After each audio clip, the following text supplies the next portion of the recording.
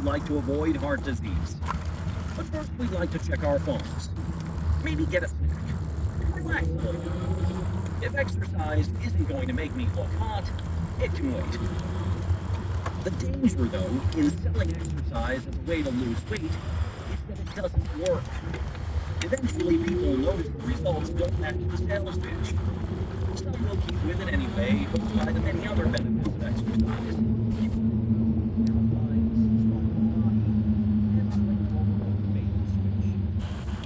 There would be more happy customers if discussing what causes about what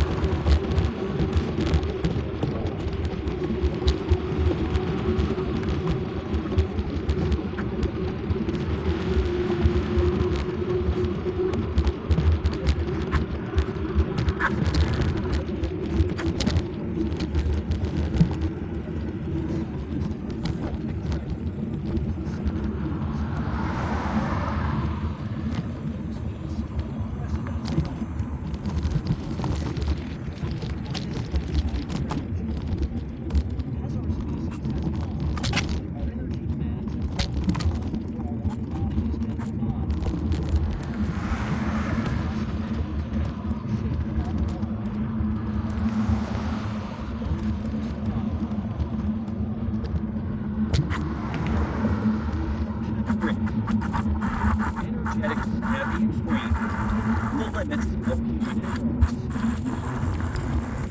Bryce Carlson looks like a normal person. In his late 30s, lanky build and a big grin, he's clearly in good shape.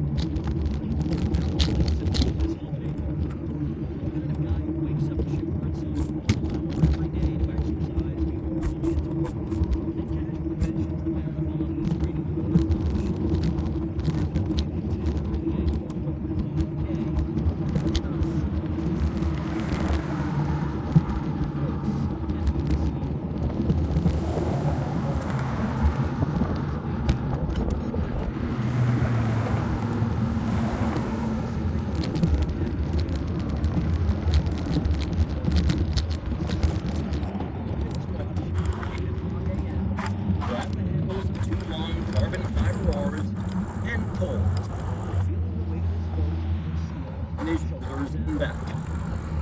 Lucille wasn't your typical rowboat, more like a spacecraft with oars. The smooth white ovoid hull and tiny cabin perched on the back. And it wasn't your typical day on the water. As Bryce pulled away from shore, his back to the sea, he was attempting to make history.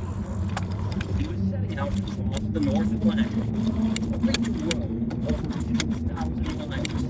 Solo and unsupported, the islands of Sicily just off the place of southern coast. Yes, and other farms and on world. It was a nice decision. He set out on his mad adventure. He had completed the house and drawn in the dark brick walls of the Atlantic, where life was lost at sea. But never only that, Bryce was pretty big. When survived the crossing, he hoped to crush it. He wanted to break the world record for the fastest human-powered trip across the North Atlantic. He and Lucille had 53 days to get to England. Things could have gone better. Early in the journey, the main desalinization unit refused to supply fresh water. He capsized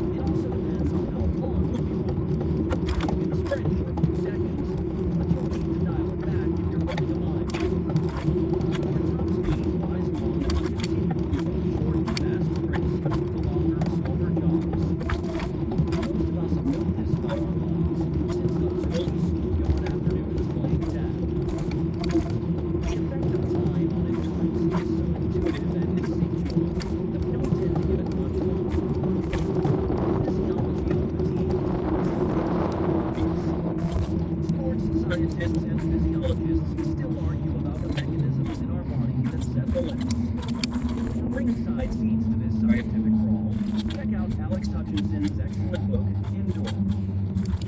One thing is certain, hitting your limit is not simply a case of running out of fuel. Instead, your brain appears to be integrating signals from all over the body, including the metabolic byproducts of working muscles, body temperature, your perception of difficulty, and the expected amount of work left to do, and using that information to regulate how hard we can push ourselves. When you collapse from exhaustion, it's your brain that shuts you down. Not that you have any access to those decisions. Just as we see with the hypothalamus and its control of appetite and metabolism, the neural systems that shape endurance and fatigue, they're all contained within the brain, beneath our consciousness. Neural control of fatigue and endurance was a controversial concept in the 1990s, and gained acceptance as the evidence points. Circumstances clear from lab studies and lived experience that a person who feels completely exhausted still has plenty of fuel on board. And when we feel like we've reached our absolute limits, there's still plenty of ATP in our tired muscles and glucose and fatty acids circulating in our blood. We routinely watch underwaters fall to the ground at the end of a long race, totally spent, only to pick themselves up a minute later and jog a victory lap around the stadium with a smile. And second, neural control of fatigue can help explain the strange effects of and perception of performance. World-class marathoners pushing their limits for 2 hours are still able somehow to run even faster at the end of the finishing line. Desperation and determination can unlock hidden athletic potential. Conversely, lab studies show that mental fatigue reduces endurance. Athletes and coaches around the world know the importance of being in the right frame of mind if you want to win. The central role of the brain in fatigue also helps to explain the relationship between energy expenditure and endurance. Figure 8.1 available in the bonus PDF. These effects are easiest to see with running. The same physiology applies to swimming, cycling, and other sports.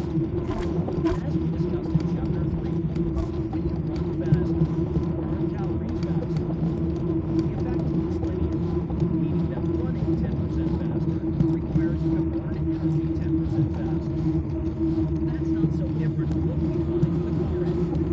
A 10% increase in the speed generally means you burn gasoline at a 10% faster rate, or drain the battery 10% faster than you drive it away.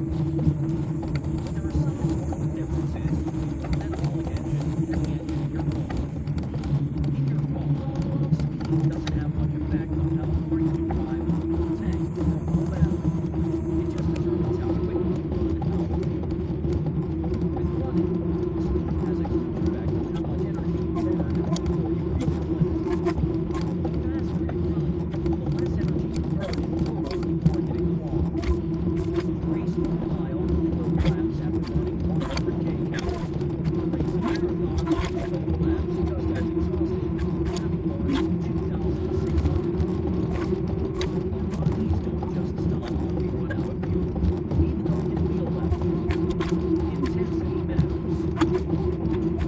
One reason that speed affects fatigue is the change in the type of fuel our body burns during exercise. When we're resting and during low-intensity activity, reading this book or strolling around the park, our bodies burn fat as their primary fuel. That makes good sense as a biological strategy. We've got virtually unlimited energy stored as fat, although it takes longer to process and burn fat to make ATP. At low levels of energy expenditure, we don't require anything faster. As exercise intensity picks up, more glucose is added to the mix of fuel. Some of this additional glucose is supplied from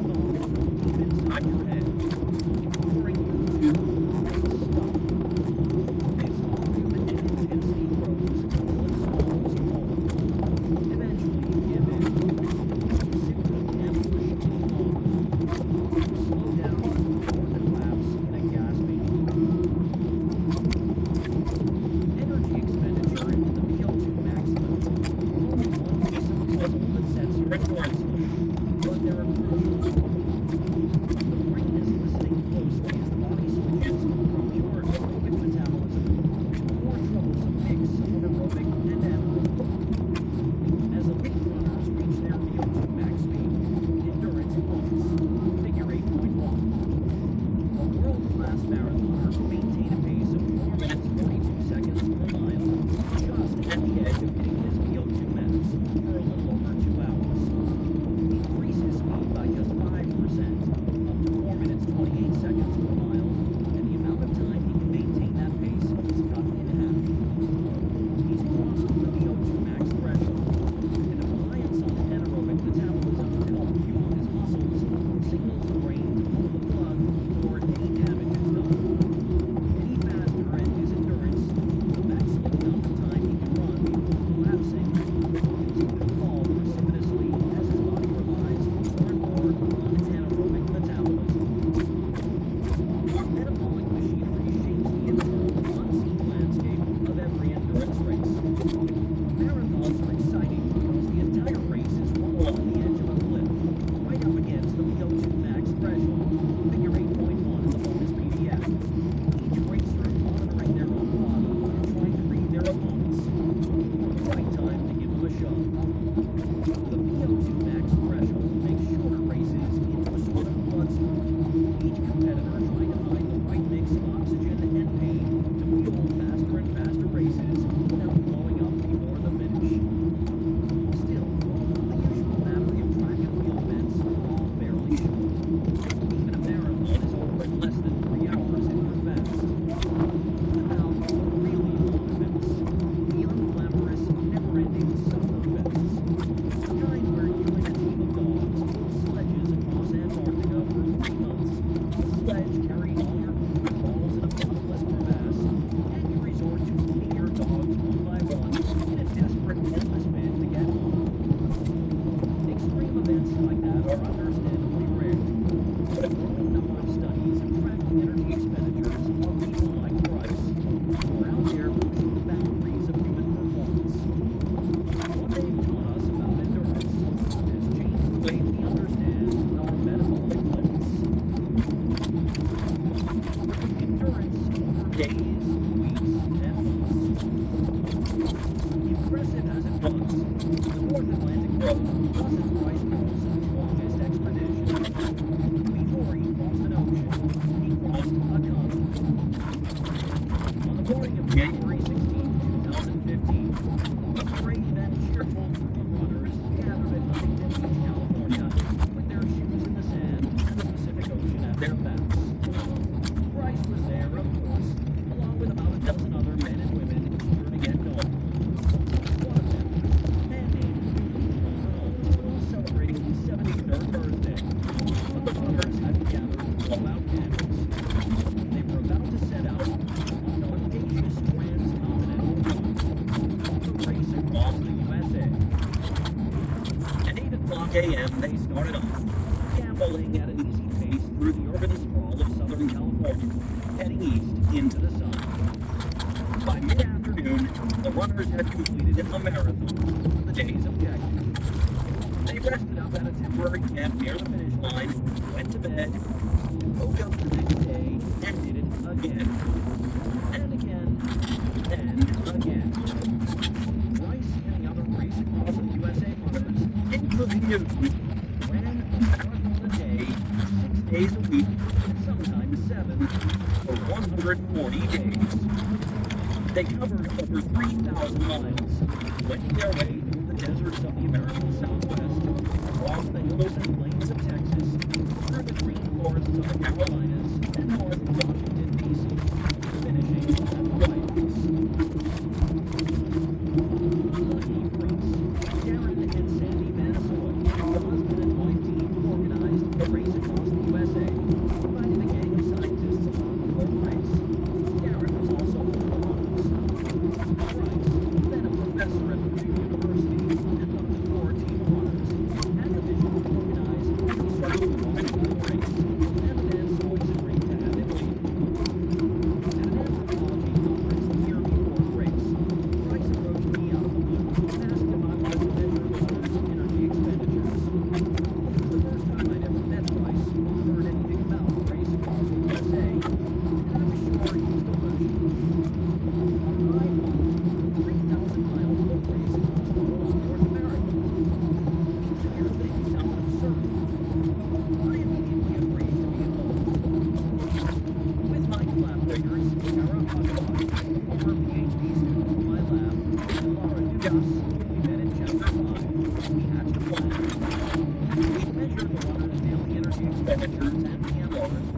race, and then twice during the run, at the beginning and the end.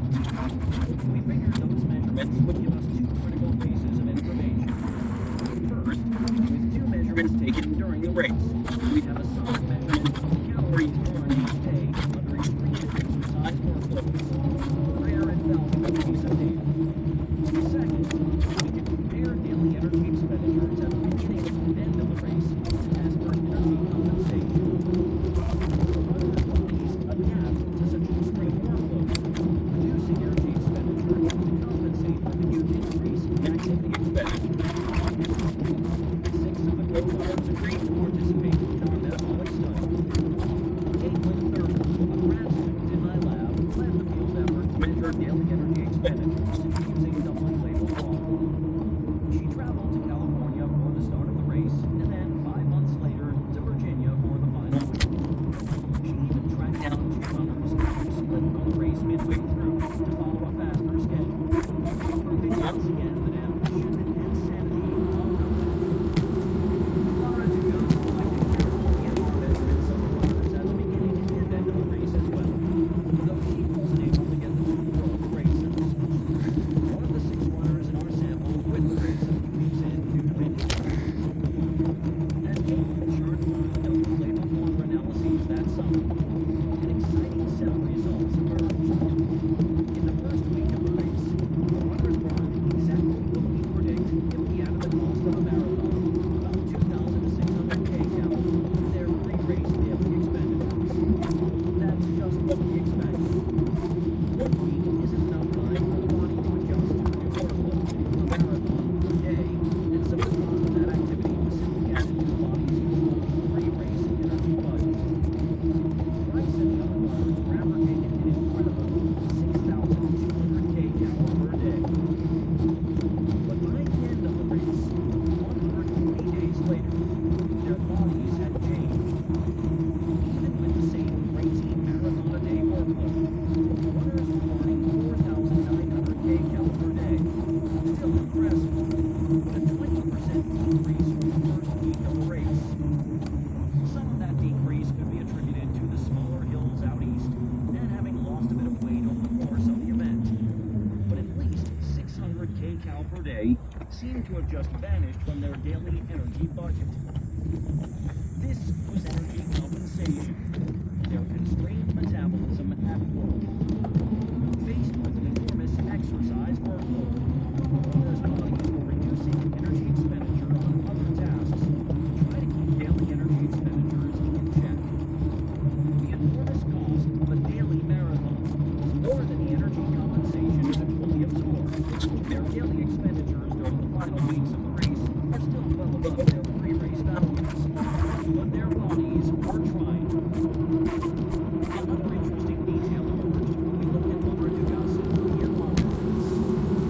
Unlike runners' daily energy expenditures, their EMRs didn't change at all between the beginning and the end of the race. If anything, they were a smidge higher. Energy compensation didn't show up in the EMR component of daily energy expenditure.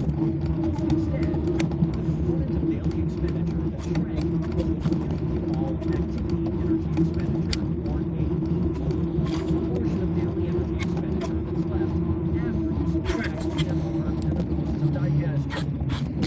It's strange to think that AE would shrink when the workload of a marathon each day stayed the same. But in fact, we see energy compensation showing up in the AE component pretty regularly. How is it that activity expenditure decreases when exercise increases? One possibility is that people reduce their non-exercise behavior, what the researcher James Levine called non-exercise activity thermogenesis, or NEAT, to reduce AE when their exercise workloads increase. The idea here is that the body might unconsciously reduce small overlooked behaviors that burn calories, like fidgeting or standing, in response to increased exercise demands. It's an interesting idea and could certainly contribute to energy compensation, but the evidence is mixed. As Ed Mellinson and others have shown, most studies measuring the need response to exercise have found little or no effect. Besides, it's hard to imagine the race across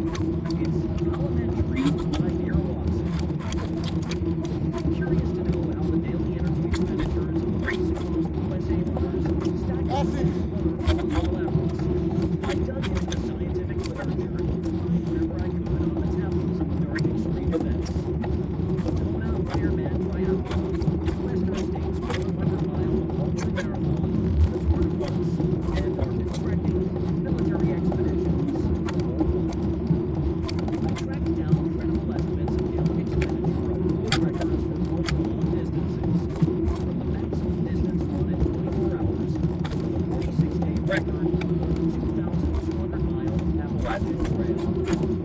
I studied for endurance events that last longer than the race across the USA, what was coming up empty handed. The longest lasting, highest energy expenditure activity I could find was pregnancy.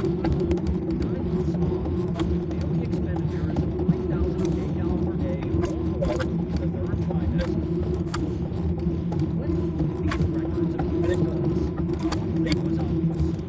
Daily expenditures were higher for shorter events like the triathlon and lower for longer events like the Tour de France. Still, it was hard to compare among all the studies, in large part because the subjects of each one differed so much in body size, which we know affects metabolic rates. Chapter 3. To account for size, I did what metabolism researchers often do. I divided daily energy expenditure by BMR. That ratio, called metabolic scope, removes the effect of body size because size affects both daily expenditure and BMR in a similar manner. You can think of metabolic scope as a size-corrected daily energy expenditure. When I plotted metabolic scope against duration, the result was startling and beautiful. Staring back at me from my laptop was an elegant, crisp line. Graceful arcs sweeping down from the high expenditures of the shortest events and down to the lower expenditures of the longest. Figure 8.2 available in the bonus PDF. I realized I was looking at a map. Those points, that line, mark the boundaries of human endurance. Quick, I added all the other high endurance studies I could find, from military endeavors to athletes in training. Every one of them fell beautifully within the bounds of human capability. Not one of them jumped forward. And pregnancy, it fell right on the boundary, marking the far end of our metabolic capacity. Expecting mothers were pushing the same metabolic limits as Tour de France cyclists. Pregnancy is the ultimate ultra-marathon. We can be confident that the metabolic ceiling in figure 8.2 in the bonus PDF is a real limit, because no one has ever punched through it. Elite cyclists, triathletes, and others who have ventured to the edge of our metabolic world train their whole lives to get as close to those limits as possible. Their competitors do the same, and so the races come down to the slimmest of margins. Just seconds separating the top competitors after hours or even weeks of racing. If they could somehow break through the metabolic ceiling, if, for example, a cyclist could maintain the metabolic scope of a 100-mile ultra-marathoner for the full 4-week Tour de France, they'd win by hours, finishing each stage miles ahead of the pack. But they don't, because they can't. They can't exceed the limits of the human body. They can only push themselves to the brink and hope their competitors blink first. Bryce Carlson is the only human I know of who has visited the metabolic boundary twice in widely different sports. He and the core Race Across the USA team hit the limit as they ran across the continent, and he nearly hit it again when he rode Lucille across the North Atlantic. Endurance takes guts. Shortly after we put the Race Across the USA measurements and all the other high-endurance studies together, I presented our discovery of human metabolic limits at an energetics conference in Switzerland. John Speakman, a pioneer in metabolic physiology, was complimentary but largely unimpressed. He had done a number of studies hunting down the physiological mechanisms that constrain maximum energy expenditures in mammals. John's work pointed toward thermoregulation as the critical issue. If metabolic rates get too high, the body overheats. In one memorable study, he shaved mouse mothers with nursing pups to show they could burn more calories and produce more milk when they were able to lose body heat faster. I may have mapped the boundary of human endurance, but John wanted to know the physiological mechanism that shaped it. I hadn't given the mechanism much thought, but a thermoregulatory limit seemed unlikely. After all, in our diverse sample of studies, we had people racing triathlons in Hawaii, cycling through sweltering summers in Europe, and trekking across frigid Antarctica. They all fit the same limits of endurance. If overheating was the primary obstacle, then the Antarctic trekkers, like Speakman's shaved mice, should have been able to exceed the normal human limits of endurance. Sean and I worked through the data and hit upon a stronger explanation. When we plotted weight loss against energy expenditure for the endurance athletes in our data set, a clear pattern emerged. Daily weight loss increased in proportion to daily expenditure. These athletes weren't trying to lose weight. On the contrary, they were stuffing their faces with all the high-calorie performance foods they could manage to eat. But try as they might, they weren't able to get calories in fast enough to meet demands. And as expenditures climbed higher, the energy deficit grew. Then another piece of the puzzle clicked into place. When we put the daily energy expenditure measurements together with the data on weight loss, we found that every athlete and pregnant mother in our data set was taking in the same amount of energy per day. Across the board, from the Antarctic trekkers to elite distance runners, their bodies were absorbing about 2.5 times their BMR. Just as we did with energy expenditure, we calculated energy intake as multiples of BMR to account for differences in body size.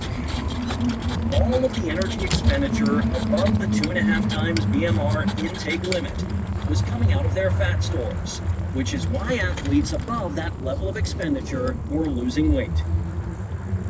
To test whether the body really can't absorb more energy, we included forced overeating studies in the analysis. In these studies, people eat far more calories than they burn each day. Here again, when we calculated the total number of calories absorbed into the body, everyone in the data set was hovering around 2.5 times BMR. To put this in terms of calories, no matter the event or circumstances, the maximum amount of energy the body can absorb is around 4,000 to 5,000 kcal per day. Beyond that, it'll be a negative energy balance, burning more fat and glycogen than you can replenish each day and slowly melting away. Of course, you can maintain a negative energy balance for a few days or even a few months. That's what the steep part of the human endurance boundary reflects. But you can't keep up forever. For truly limitless endurance, you need to be able to maintain body weight. And to do that, you have to keep your daily energy expenditure at around 2.5 times BMR, around 4,000 to 5,000 kcal or below. Your body simply can't digest and absorb calories any faster. For events that last days, weeks, or longer, it isn't our muscles that hold us back, it's our guts. We don't yet know how the body interprets weight loss during multi-day and multi-week events and translates that signal into fatigue and the loss of endurance. It's practically certain that the brain coordinates this response, just as it does in marathons and shorter races. After all, Tour de France cyclists don't stop because they're hungry, they stop because they're exhausted, a sensation manufactured entirely in the brain. We do think, though, that the weight loss signal plays a critical role.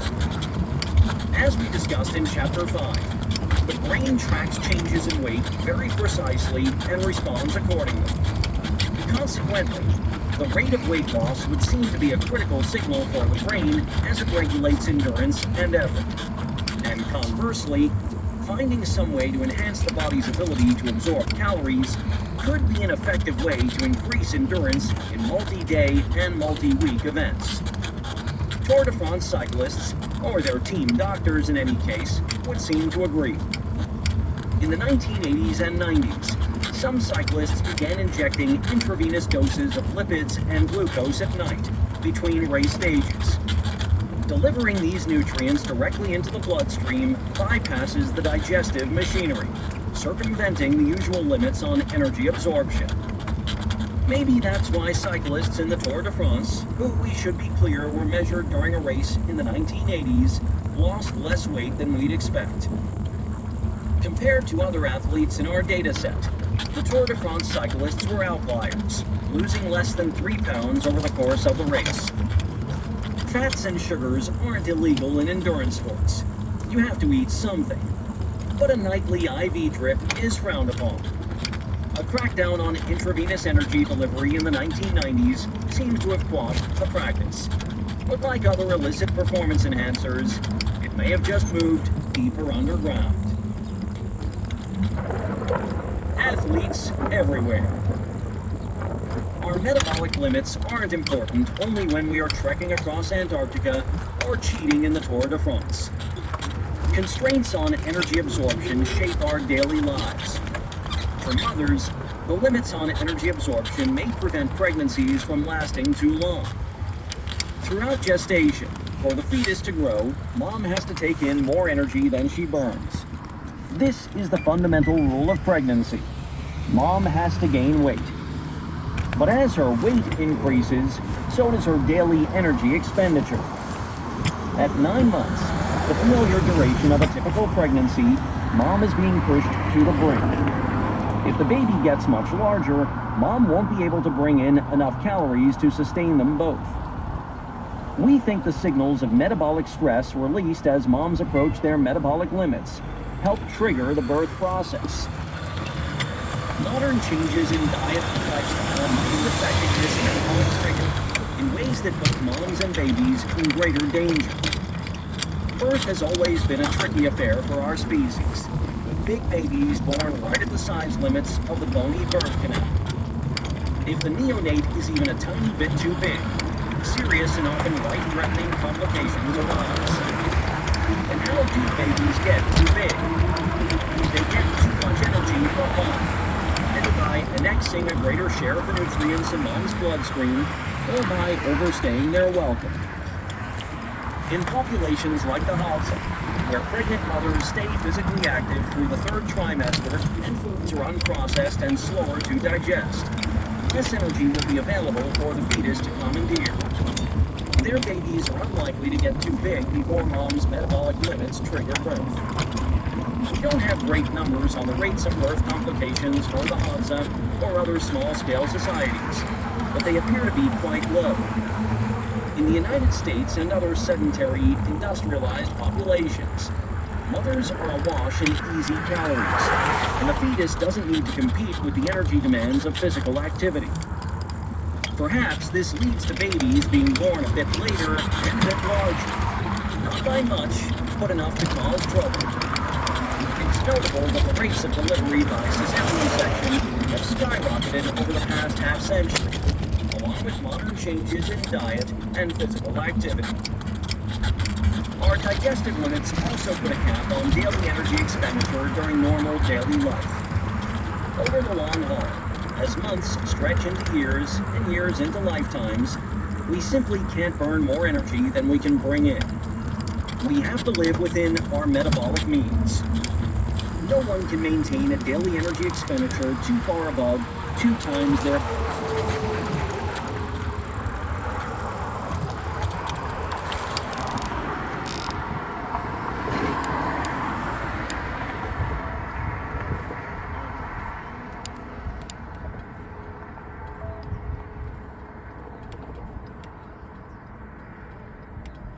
In physically active populations like the Hadza, the body adjusts to keep daily expenditures at a sustainable level. We have just rediscovered the constrained model for daily energy expenditure, like Magellan sailing west, arriving where we left off in Chapter 5, but traveling from a different direction. What's so special about Michael Phelps? Our study mapping the limits of human endurance also provided some cognitive relief on an issue I had been wrestling with for years. Ever since we published the first energy expenditure work with the Hadza, showing that human energy expenditure is constrained, I would inevitably get the same question in conversations and public talks. It's such a regular occurrence that I gave it a name: the Michael Phelps Enigma. How can it be, my skeptical colleagues would ask, that Michael Phelps can eat 12,000 kcal a day if human energy expenditure is constrained? It was a fair question, and I didn't have an easy answer. Michael Phelps haunted my dreams. It says something about the human psyche that the eating habits of elite athletes are a key part of their mythology and the idolizing of their fans. Profiles of professional athletes often make a point of detailing their diets. Of all the incredible feats that Phelps has accomplished, the world records, the 23 Olympic gold medals, the countless trips to the podium, the number that sticks in people's heads is the amount of food he crammed in. Perhaps it's so powerful because food is so personal. 12,000 kilocalories per day. What stronger evidence do we need that these superheroes are fundamentally different from you and me? Solving the Michael Phelps enigma requires that we first get a handle on his actual food intake. No one has ever actually measured daily food intake by Phelps or his Olympic teammates. At least, no one has ever published those measurements. Instead, 12,000 kcal per day figure floating around in collective consciousness seems to have been a plot from Phelps or the future reports, a bit of Olympic exaggeration. He has since said that his daily energy intake during training was closer to 7,000 to 8,000 kcal per day. Even that number is a gross estimate based on recollections of his training days, and there's reason to question it. Self-reported energy intake is unreliable, even in the most rigorous.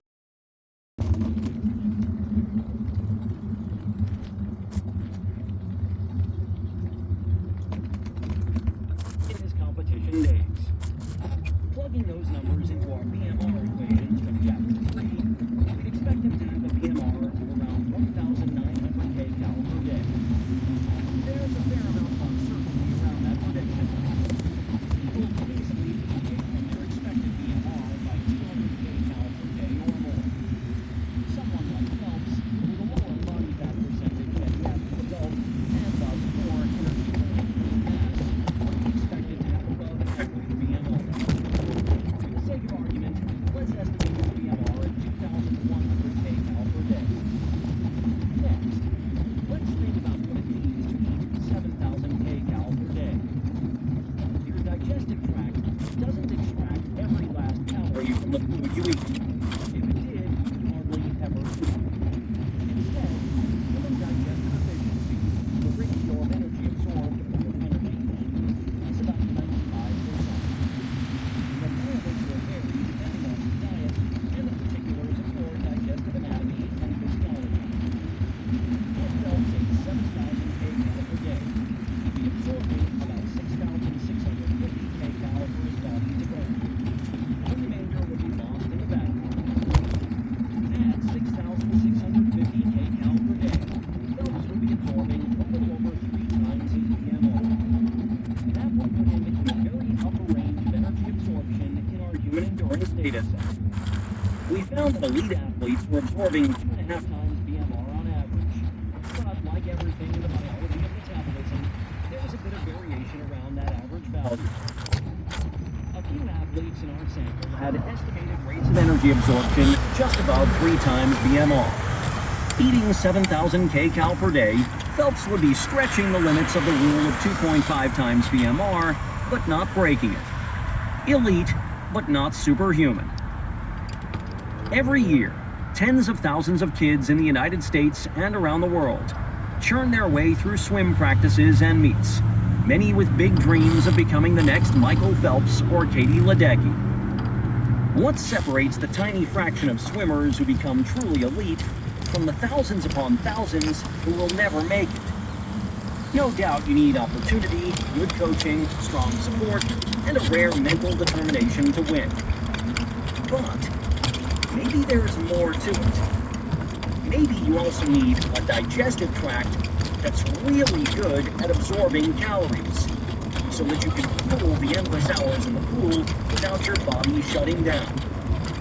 Maybe Phelps, Ledecky, and the other ultra-elite athletes in our modern Olympic pantheon are distinguished as much by their remarkable guts as their ferocious strength.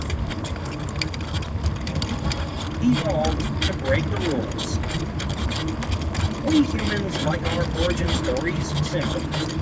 One cause, one effect, one lesson. Vishnu built the world, and Shiva will destroy it. We can cook our food because Prometheus stole fire. Grandma has to die because she didn't eat the apple. John and Paul built tools and Yoko touring a boat. It's tools all the way down. We gravitate towards simple evolutionary stories too. But natural selection rarely targets one trait in isolation. Most traits have multiple effects that all contribute to evolutionary success or failure. The obvious utility of a trait today might not be the reason it arose. We think of feathers as adaptations for flight, but they began in the earliest avian ancestors as insulation. Darwin thought that human ancestors began walking on two legs so that they could use their hands to wield weapons. Not a bad guess, since we do that today, but clearly wrong in the light of the archaeological record. I've seen colleagues argue endlessly whether natural selection favored bigger brains in hominins because it improved their foraging prowess or because it increased their social savvy. Surely it was both and more. Language has so many benefits and uses that in 1866, the French Academy famously banned any discussion of its origins, since there was no way to distinguish the myriad explanations. But frustrating as it might be, we have to embrace the complexity of evolution and the interdependence of our features and abilities if we want to develop a deep and real understanding of our evolutionary past. Grappling with evidence and weighing competing ideas is what distinguishes science from mythology. Our metabolic machinery provides a perfect demonstration of our body's physiological interconnections. The same machinery that limits our athletic endurance also shapes gestation and pregnancy and constrains daily energy expenditure. Tellingly, all of these aspects of our metabolism are enhanced compared to our ape cousins. We have better endurance, larger babies, and higher daily energy expenditures than chimpanzees, gorillas, or any other great ape. Natural selection pushed our metabolic capacities high, increasing expenditures across the board. Rising tide lifts all boats. Trait was one big thing that led natural selection to increase our metabolic capacity. Improved endurance to forage and run down prey. The capacity to have bigger babies more often.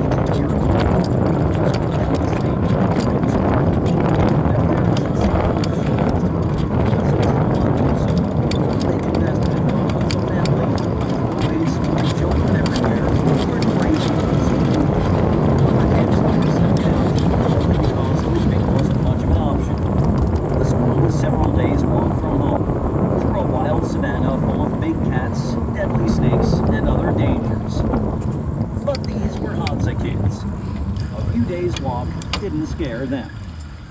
The three of them sneaked out of the dorms before dawn one morning and headed home.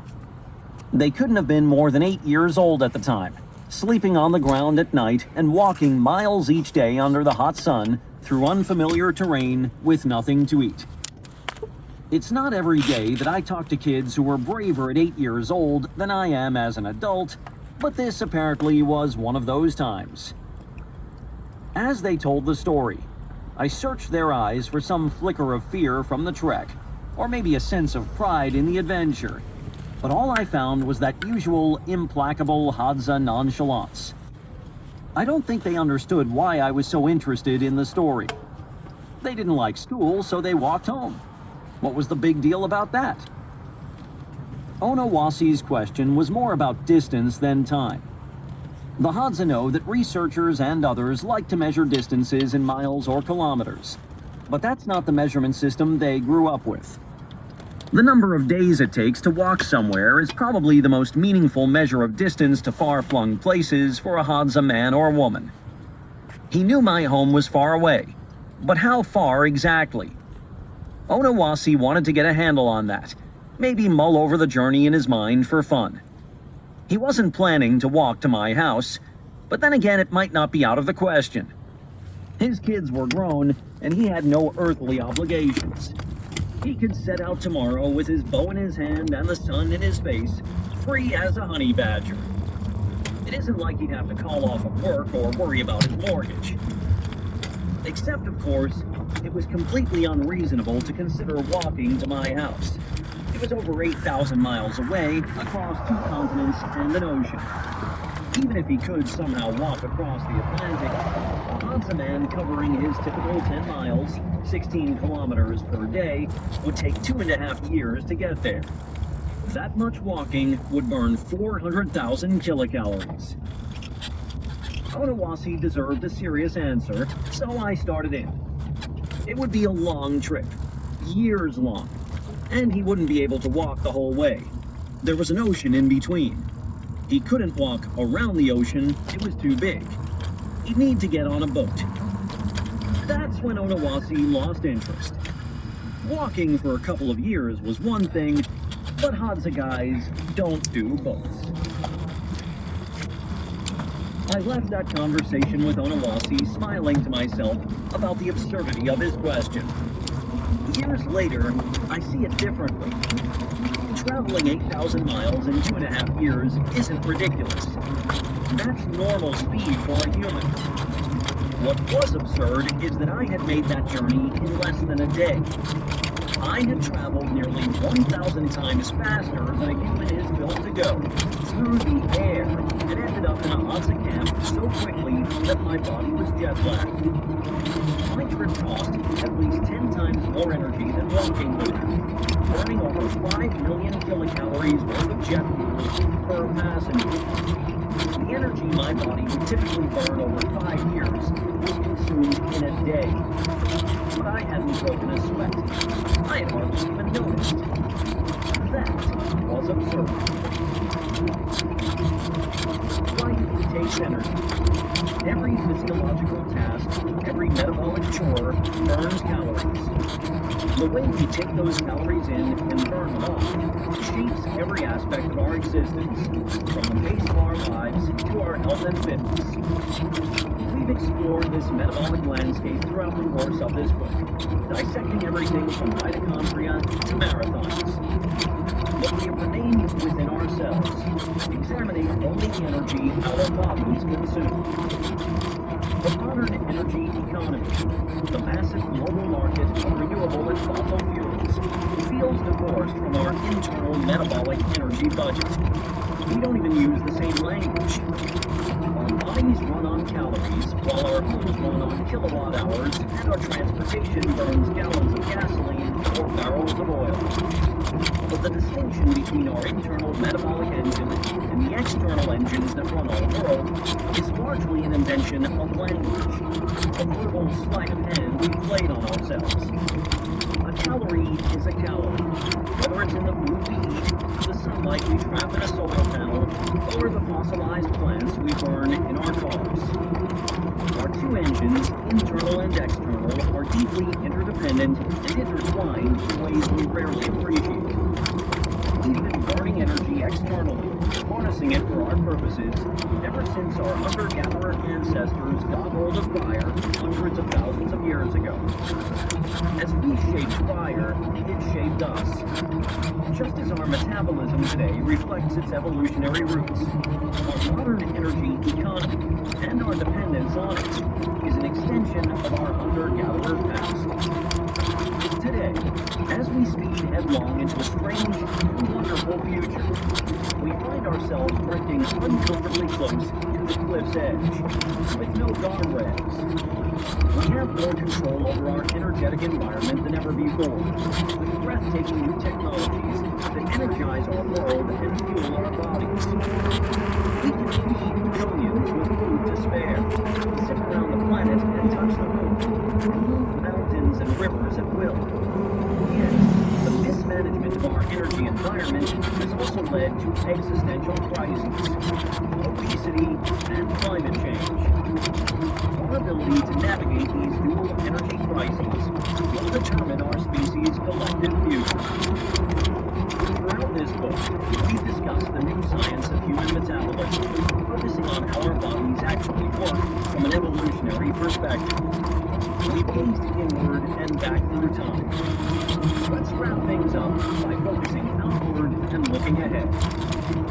Humans have developed incredible godlike powers for controlling our energetic environments, both internal and external. In less than a century, some of the wildest science fiction has become a daily reality. But with great power comes incredible responsibility and the potential to royally screw things up. Our track record isn't particularly encouraging. How can we use our powers to keep ourselves healthy and avoid burning out as a species? From focusing your energy to playing with fire. We had been walking and hunting most of the morning, up and down the rocky, brushy shoulder of the Tlaika Escarpment, when Danforth started doing something I hadn't seen before. As he breezed past low acacia trees, he started snapping off thumb-sized dead branches without slowing down, and inspecting the centers of their broken ends. He did this a few times, tossing each branch on the ground as he went. They clearly weren't what he was looking for. But what was he looking for? I couldn't figure it out. I made a note of this strange behavior and ran past him the next time he stopped for a break. The break came sooner than I anticipated. A branch finally met his criteria, and he immediately found a patch of shade to sit down and get to work. Before I could ask what he'd been up to, it became obvious. He was building a fire. It had rained a bit the night before, and the sticks on the ground were damp.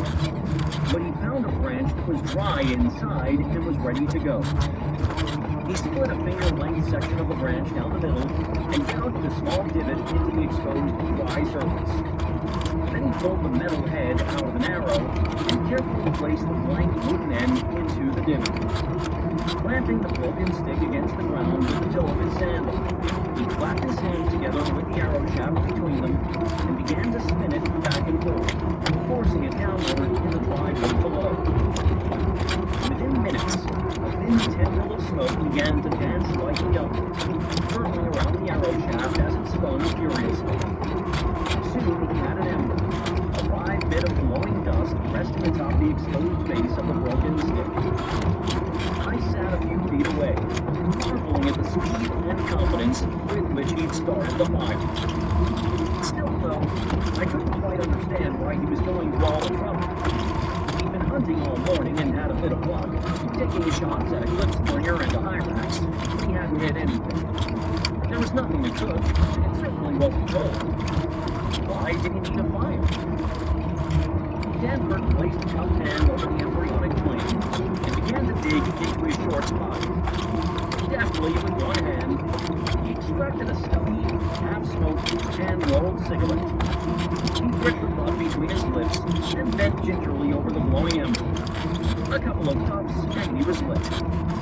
Stanford sat up, took a drag, and gave me a smile. The point of the fire was clear. The universal satisfaction of a smoke break. Technology has been a defining element of the human strategy since the origins of our genus and the early days of hunting and gathering. In 1964, Louis Leakey and his team at Olduvai Gorge announced their discovery of fossil remains from an extinct hominin with a brain roughly half the size of humans today, just a smidge larger than apes. But Leakey looked past the small brain. He was drawn to the simple stone tools associated with the fossils, crude choppers and flakes for dismantling game or cutting up plants. Ever the provocateur, Leakey named the species Homo habilis, placing this small-headed creature in the human genus. His argument was clear.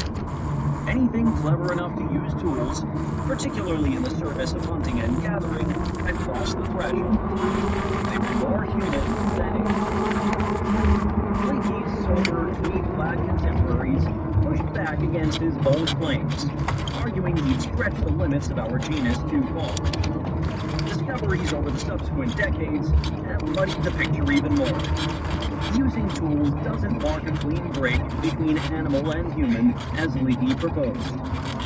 The oldest stone tools predate habilis, and we know now that apes regularly use simple tools, but not flake stones, in the wild. Still, Leakey's broader point has grown into something as close to consensus as you'll find in paleoanthropology.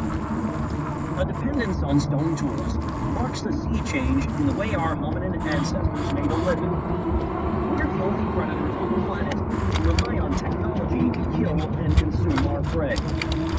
Those stone blades made hunting and gathering the quintessential human lifestyle possible. Simple tools, from the stone choppers at Olduvai to the knives in your kitchen, are useful because they allow us to concentrate our energy.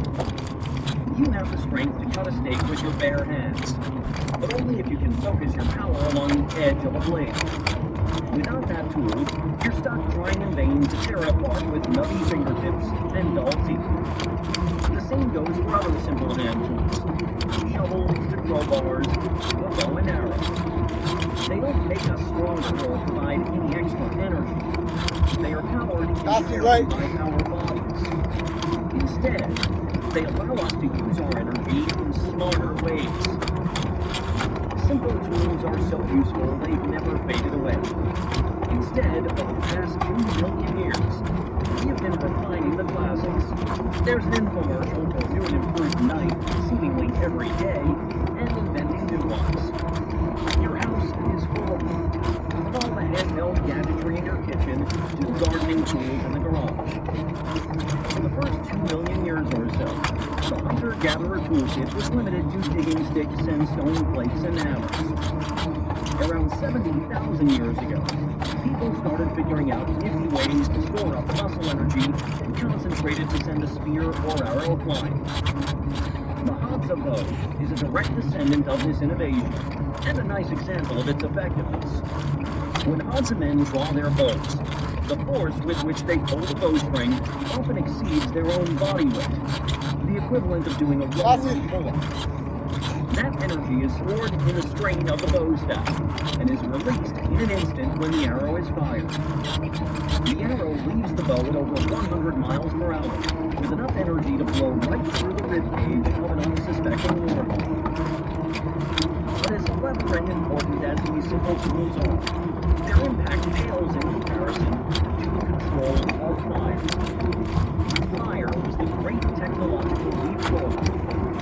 Stone tools, a bow and arrow, and other simple tools allow you to manipulate the way you store, focus, and release your body's own energy.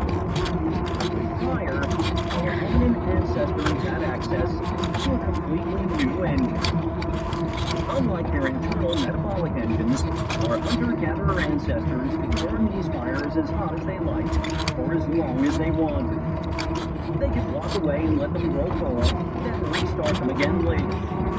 Most important, they can harness the power of fire in service of essential evolutionary tasks: growth, maintenance, and reproduction.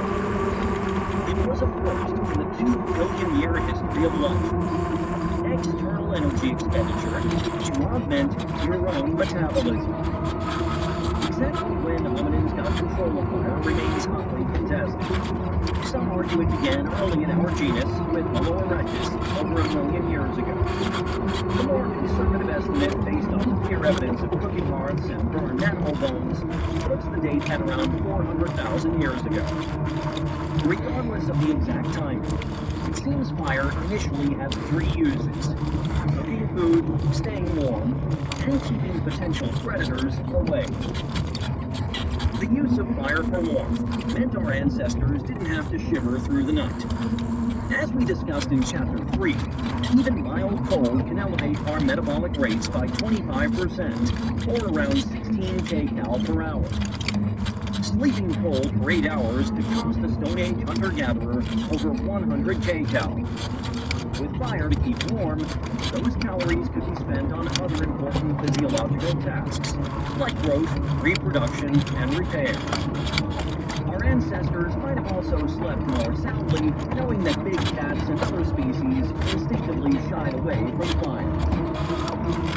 Fire's impact on our diet and digestion was even more profound. As Richard Wrangham lays out in great detail in his excellent book, Catching Fire, cooking completely changed our diets and in turn changed our bodies.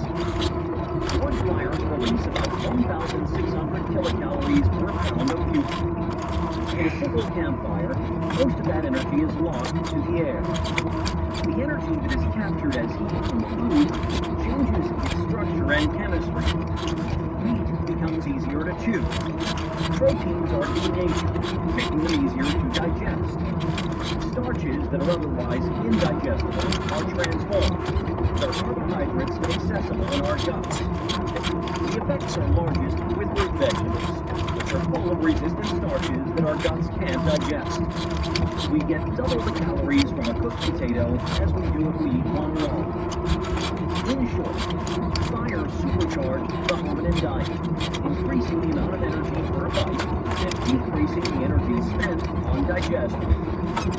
Passing on your left. Our hunter-gatherer ancestors evolved to rely on fire to prepare our food. Digestive capabilities were reduced. The energy for a big gut and intensive digestion devoted to other tasks.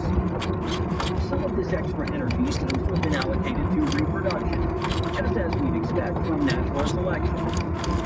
As we discussed in Chapter 5, humans have bigger babies more often than any of our ape relatives. The energy boost from cooking may have also contributed to the evolution of larger, more energetically expensive brains.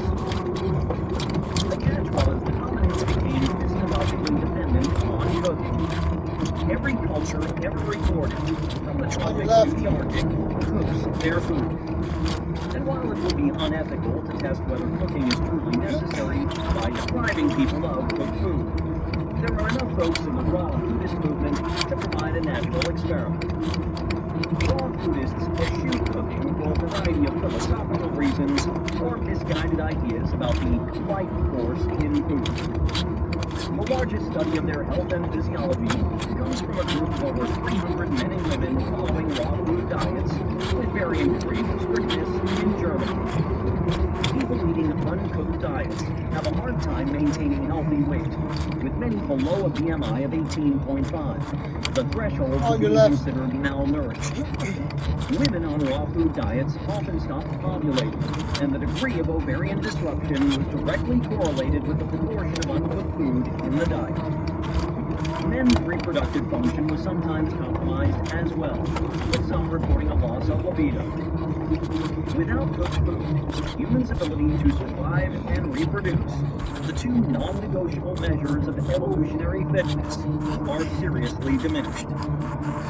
Tellingly, these men and women had access to calorie-rich, low-fiber, domesticated foods. They had cold-pressed vegetable oils and other energy-concentrating innovations of modern food preparation. It wasn't enough. Even with these modern advantages, the human body doesn't run very well on a raw food diet. There's no way our fire-adapted hunter-gatherer ancestors with only wild foods to eat could have subsisted entirely on a raw food diet. With our dependence on fire built into our bodies, our internal and external engines were irrevocably conjoined. Our own metabolism was no longer enough. We became reliant on a second external energy source, fire, to power our lives. We became a pyrobiological species, Homo energeticus. Of course, fire brought more than just an extra source of chemicals. Fires can be used to change the landscape, burning swaths of forest or scrub to push game and promote new plant growth. Fire also unlocked the universe of chemistry and new materials. Paleolithic hunter-gatherers learned to use fire to harm the tips of wooden spears, a practice some women still use today to prepare their digging sticks. Our ancestors discovered that fire-treated wounds often made them restored to use. Neanderthals and modern humans learned to use kilns to make bitumen, a strong adhesive derived from birch sap to glue stone axe heads and other blades onto wooden handles. As early as 30,000 years ago, around 7,000 years ago, early farming cultures were figuring out how to smelt ore to make copper and other metals. By 3,000 years ago, they had figured out how to make iron and glass. The floodgates were open.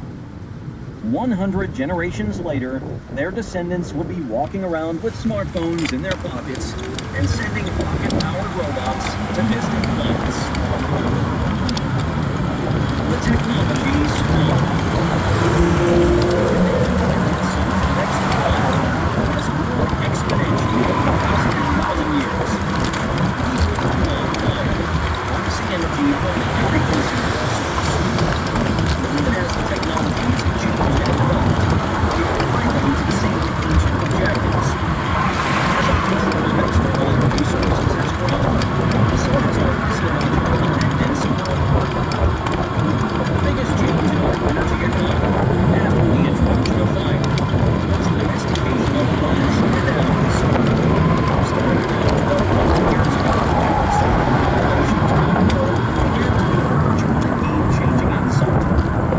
rather than trekking into the wild to try and find plants and animals to eat, they can bring their food and right there.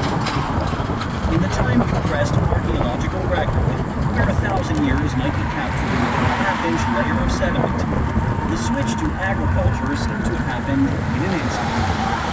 In reality, it's not hard to imagine how it would have developed gradually. I've seen Hansa men experimenting with growing bushes of desert roses, plants they use to make arrow poison in the soils near camp. They often curate the bees' nests they exploit, filling the holes they make in the tree with rocks so the bees will return and rebuild the hive. Feral dogs will sometimes loiter around the camp, pilfering scraps and occasionally getting conscripted into service for hunting small game. In a world full of hunter-gatherer societies 12,000 years ago, trials like these were probably happening all over the globe. Successful experiments brought the agriculturalists control over unknown engines, plants, and animals. Humans might certain non-natural solutions. In the wild, land that invested too many elements with the technology to this land, which allocated too much energy to stems and roots that keep the fibers.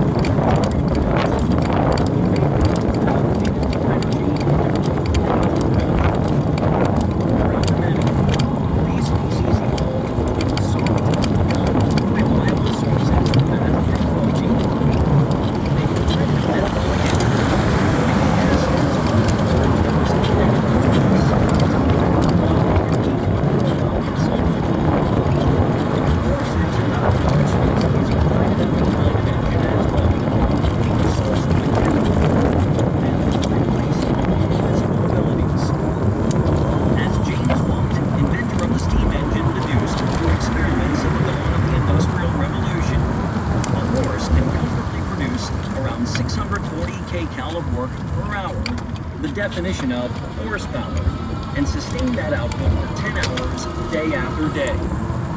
That number is even more impressive than it might seem.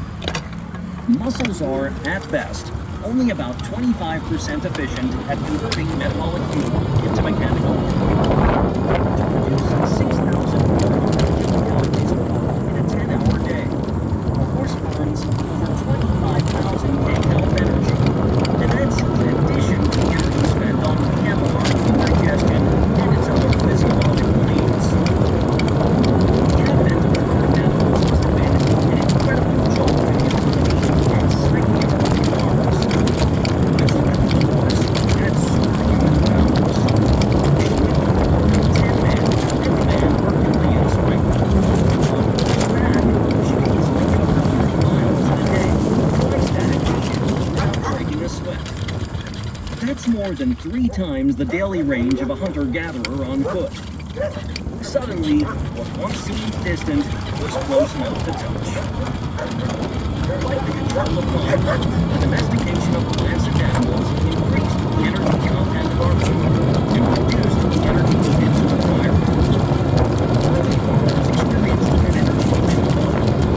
With less energy needed for physical activity and digestion, their internal engines could plow energy into other tasks. As we'd expect from any whole organism, those extra calories went to reproduction. Early farming cultures grew. Fertility rates accelerated as mothers and babies benefited from the extra calories that domestication provided. In the centuries that followed the adoption of agriculture,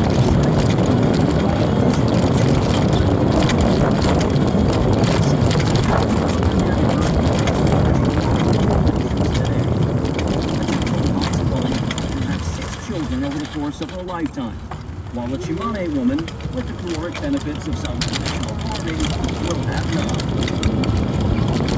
As populations grew, early farmers encountered strange new problems that their forebears never had to deal with, like overcrowding and the difficulties of public sanitation. Communicable diseases that were fizzled out quickly in sparse hunter-gatherer encampments became full-blown plagues, tearing through early farming towns and cities. As the COVID-19 pandemic has made all too clear, we're still grappling with these age-old challenges today. But larger populations also spurred innovation. Larger populations meant more people living, working, and thinking together. Putting more heads together has a synergistic effect on the development of new ideas, a phenomenon that Joe Henrich, a human evolutionary biologist at Harvard, calls the collective brain. Greater capacity to produce food also meant that people could diversify. Some were free to spend their adult lives on tasks other than food production, a luxury that What up? Where's my little wet bag? whole new crafts and Oh, trades fuck. Dude, you got years wet. ago, cultures in the Mediterranean, South Pacific, and elsewhere had figured out how to harness the power of the wind to sail. What? Water mills appeared over 2,000 years I ago. know. As Us people too. learned We to tried to harness the fix the energy dog. of a flowing river, The dog to know mine grain, the fucking lift thing that water we're into using. irrigation systems,